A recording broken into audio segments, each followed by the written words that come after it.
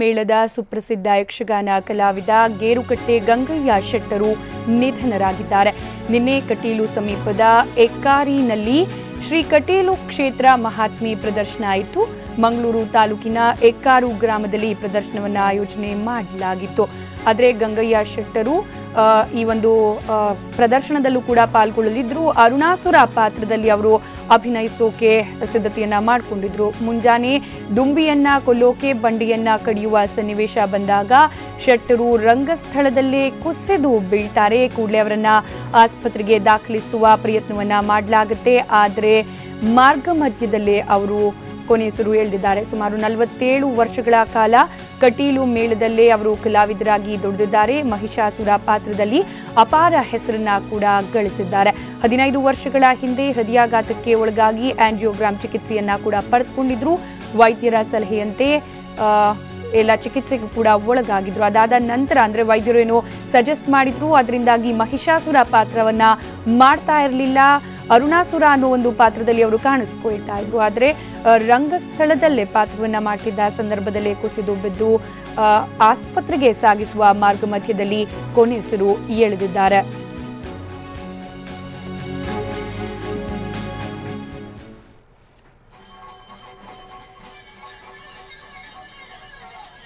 ಗೇರುಕಟ್ಟೆ ಗಂಗಯ್ಯ ಶೆಟ್ಟರ ಯಕ್ಷಗಾನದ ಕೆಲ ದೃಶ್ಯವನ್ನ ಗಮನಿಸಬಹುದಾಗಿದೆ. ಕಟೀಲು ಕ್ಷೇತ್ರದ ಮಹಾತ್ಮೆಯನ್ನ ಸಾರುವ ಅನೇಕ ಯಕ್ಷಗಾನ ಪ್ರದರ್ಶನಗಳಲ್ಲಿ ಅವರು ಮೊದಲಿಗೆ ಮಹಿಷಾಸುರನ ಪಾತ್ರವನ್ನ ವಹಿಸಿ ಸಾಕಷ್ಟು ಹೆಸರನ್ನ ಪಡೆದುಕೊಂಡಿದ್ರು. ನಂತರ 15 ವರ್ಷದ ಹಿಂದೆ ಅವರಿಗೇನೋ ಹೃದಯಾಘಾತ ಆಗಿತ್ತು. ಆ ಸಂದರ್ಭದ ನಂತರದಲ್ಲಿ ಆ ಪಾತ್ರ ಮಾಡೋದು ಬೇಡ ಅಂತ ಹೇಳಿ ವೈದ್ಯರು ಅವರಿಗೆ ಸಲಹೆಯನ್ನ ಕೂಡ ನೀಡಿರ್ತಾರೆ. ಈ ಸಂದರ್ಭದಲ್ಲಿ ಏನು ನಿನ್ನೆ ಕೂಡ ಇದೇ ರೀತಿಯಲ್ಲಿ ಒಂದು ಅರುಣಾಸುರ ಅನ್ನೋ ಪಾತ್ರವನ್ನ ಮಾಡ್ತಾ ಇರ್ತಾರೆ. ಪಾತ್ರವನ್ನ ಮಾಡುವ ಸಂದರ್ಭದಲ್ಲೇ ರಂಗಸ್ಥಳದಲ್ಲೇ ಕುಸಿದು ಬೀಳ್ತಾರೆ. ತಕ್ಷಣ ಅವರನ್ನ ಆಸ್ಪತ್ರೆಗೆ ಕರೆದುಕೊಂಡು ಹೋಗುವ ಪ್ರಯತ್ನವನ್ನ ಮಾಡಲಾಯ್ತಾದ್ರೂ ಕೂಡ ಮಾರ್ಗ ಮಧ್ಯದಲ್ಲಿ ಅವರು ಕುಸಿದು ಬಿದ್ದಿದ್ದಾರೆ.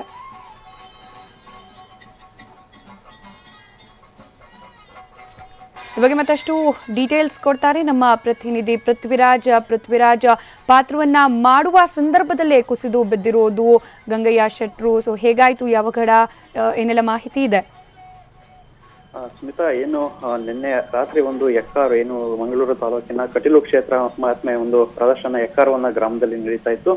ಸೊ ಇಲ್ಲಿ ಗೇರುಕಟ್ಟೆ ಗಂಗಯ್ಯ ಶೆಟ್ಟರು ಇಲ್ಲಿ ಕೊನೆಯುಸಿರೆಳೆದಿದ್ದಾರೆ ಅಂತಾನೆ ಹೇಳ್ಬೋದು. ಯಾಕೆಂದ್ರೆ ಕಳೆದ 47 ವರ್ಷಗಳ ಕಾಲ ಇವರು ಯಕ್ಷಗಾನದ ಕಲಾವಿದರಾಗಿ ಗುರುತಿಸಿಕೊಂಡಿದ್ರು. ಮತ್ತೆ ಯಕ್ಷಗಾನ ಕ್ಷೇತ್ರಕ್ಕೆ ಒಂದು ಅಪಾರವಾದ ಕೊಡುಗೆಯನ್ನ ಇವರು ಕೊಟ್ಟಿದ್ರು. ಸೊ ಇವರು ಆ ಬಣ್ಣ ಹಚ್ಚಿಕೊಂಡೇ ಒಂದು ಕೊನೆಯುಸಿರು ಎಳೆದಿದ್ದಾರೆ ಅಂತಾನೆ ಹೇಳ್ಬೋದು. ಯಾಕಂದ್ರೆ 47 ವರ್ಷಗಳ ಕಾಲ ಇವರು ಯಕ್ಷಗಾನ ಸೇವೆಯನ್ನ ಮಾಡ್ತಾ ಇದ್ರು. ಏನು 1954ರಲ್ಲಿ ಇವರು ಒಂದು ಧರ್ಮಸ್ಥಳ ಸಮೀಪ ಇರುವಂತಹ ಬೆಳ್ತಂಗಡಿ ಗ್ರಾಮದಲ್ಲಿ ಇವರು ಜನಿಸಿದಂಥದ್ದು. ನಂತರ ಅಲ್ಲಿ ಆ ಧರ್ಮಸ್ಥಳ ಸಂಸ್ಥೆಯಲ್ಲಿ ಕೆಲವು ವರ್ಷಗಳ ಕಾಲ ಇವರು ಯಕ್ಷಗಾನ ಒಂದು ತರಬೇತಿಯನ್ನ ಪಡೆದಿದ್ರು. ಅಲ್ಲಿಂದ ಇವರ ಯಕ್ಷಗಾನ ಒಂದು ಸೇವೆ ಪ್ರಾರಂಭವಾಗಿತ್ತು.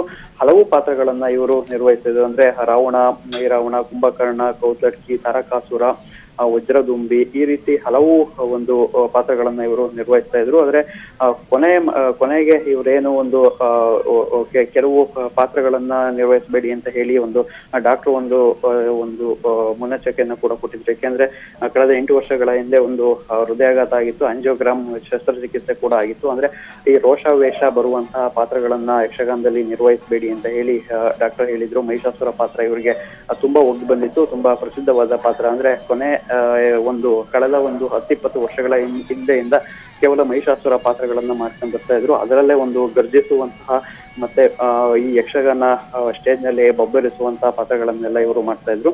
ಸೊ ಇದೆಲ್ಲ ಸ್ವಲ್ಪ ಹಾರ್ಟ್ಗೆ ಪ್ರಾಬ್ಲಮ್ ಇರೋದ್ರಿಂದ ಈ ಪಾತ್ರಗಳನ್ನ ಮಾಡ್ಬೇಡಿ ಅಂತ ಹೇಳ್ತಾ ಇದ್ರು. ಅದೇ ರೀತಿ ಕಳೆದ 8 ವರ್ಷಗಳ ಹಿಂದೆ ದುಬೈನಲ್ಲಿ ಆಯೋಜನೆ ಮಾಡಲಾಗಿದ್ದ ಒಂದು ಯಕ್ಷಗಾನದಲ್ಲಿ ಕೂಡ ಇವರು ಅಲ್ಲಿ ಹೋಗಿ ಮಹಿಷಾಸುರ ಪಾತ್ರವನ್ನು ಯಶಸ್ವಿಯಾಗಿ ನಿರ್ವಹಿಸಿದ್ರು.